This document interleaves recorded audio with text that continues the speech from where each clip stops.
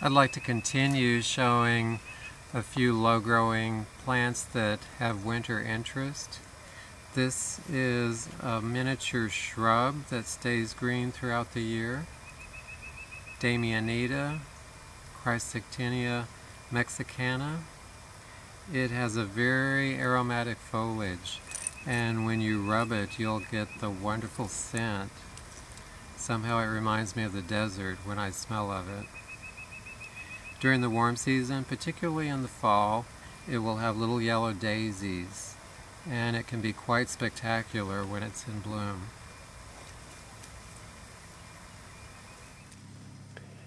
Here's a close-up of the foliage, very tiny.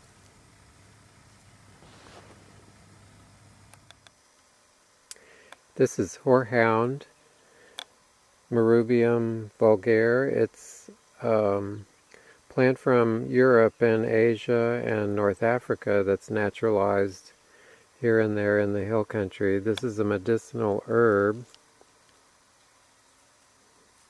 and it grows in the winter.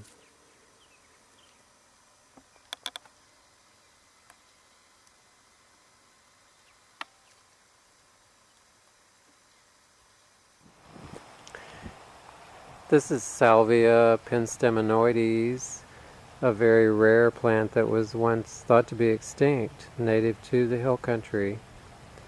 These are the winter rosettes, and the stems lengthen during the growing season and have wine red flowers. These are at the Wildflower Center.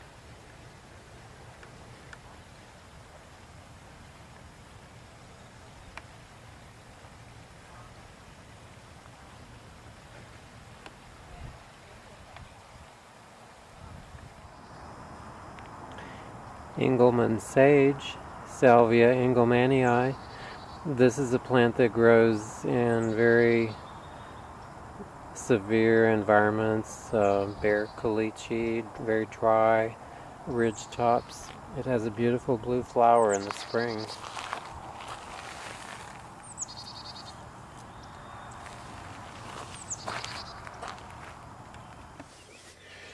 This is Oxalis crassipes, or pink wood sorrel.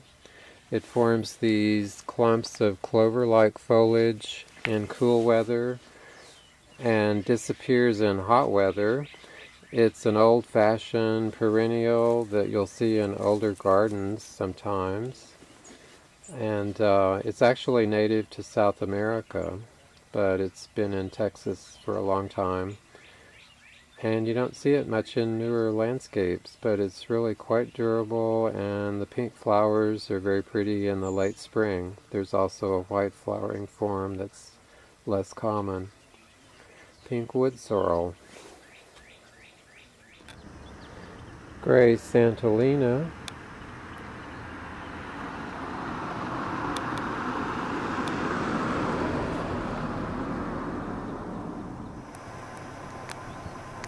This is Santolina virens.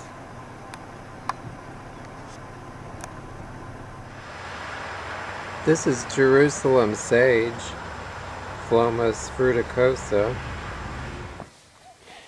Here's a close-up of the foliage of Jerusalem sage.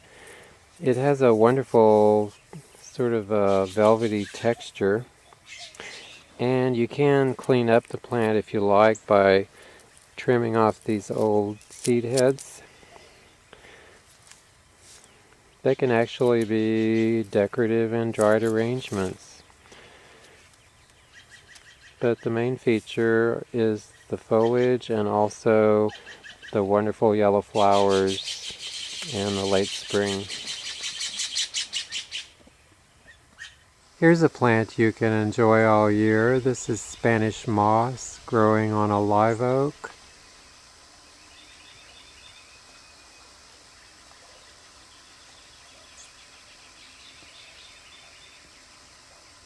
And a close-up.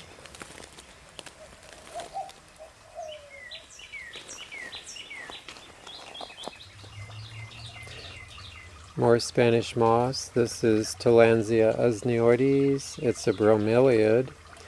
an air plant that survives on moisture in the air and dust. This is some in my garden. This is growing on a cedar tree, which is ideal since the cedar has a lot of lower limbs that have died naturally, so they support the moss. I love it. It's very mysterious looking, I think, and atmospheric.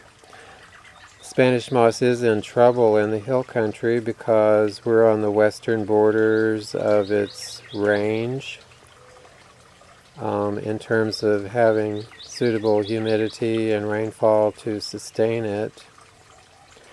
And I often see trees that are pruned and all the moss is removed, so there are several places where the moss has disappeared.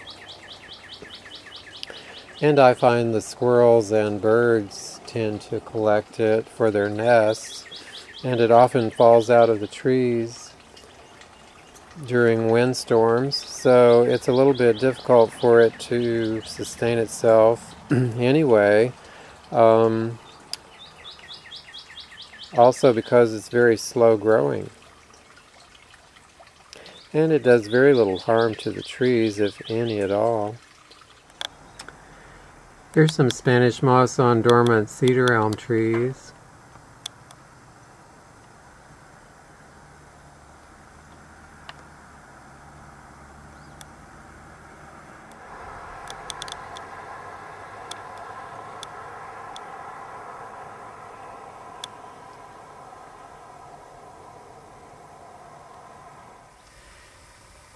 There haven't been many flowers in these first few videos.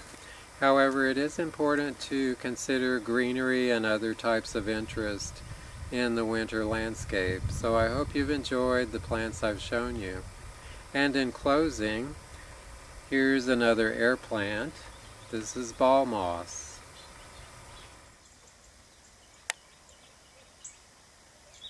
Like Spanish moss, ball moss is a bromeliad. Tillandsia recurvata. This one has quite a few seed pods. You can see these fluffy seeds that float in the breeze and catch on the bark of trees. It grows on many kinds of trees, and typically live oak and cedar elm. They grow best on trees with rough bark. Here we have a couple of little babies coming out of the seed pod itself.